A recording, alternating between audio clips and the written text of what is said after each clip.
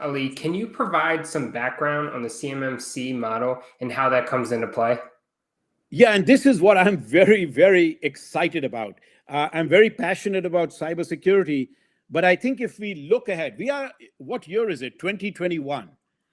And if we look ahead 10 years to 2030, 2031, CMMC is an acronym that every compliance professional, every IT professional, and every cybersecurity professional should begin to spend more time becoming familiar with this standard.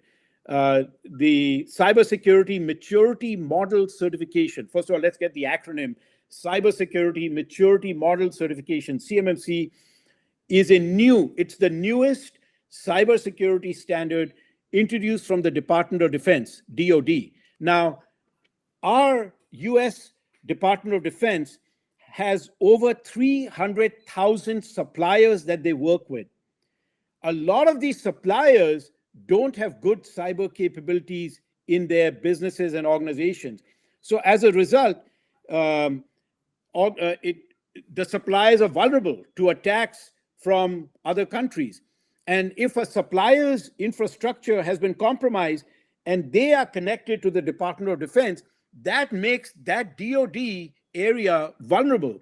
So the DoD has built, it was introduced last year as a standard, CMMC, and it's at version 1.02 right now.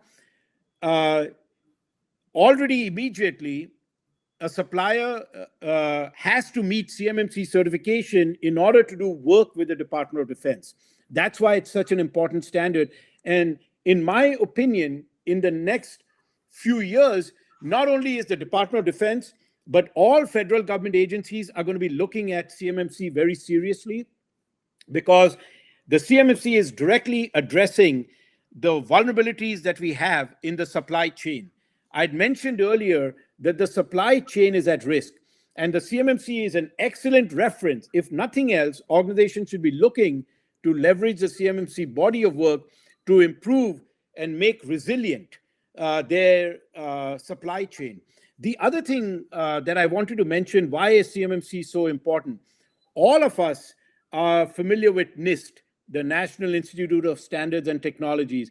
NIST standards and guidance documents are followed by government agencies, federal government, state governments, county governments, city governments, and all of that.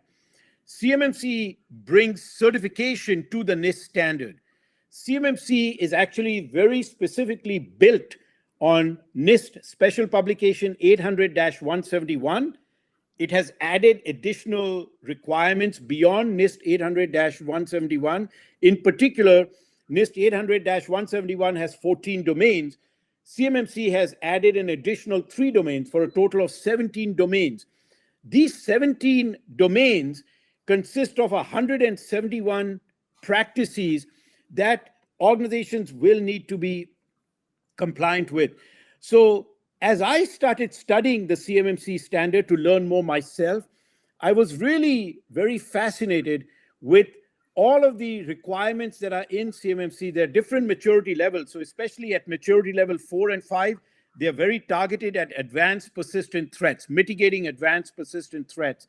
And I think it's a great reference for small business, medium business, large businesses, even if you don't work for the government, to learn from CMMC and to use a lot of the body of work that the Department of Defense has established to make our cyber capabilities to be much more resilient. So to summarize my response to that particular question, and I'll put it a little differently, is that as we look to the future, as we look over the next 12 months, 24 months, as we look to the future, I think we've got to be literate with the CMMC standard.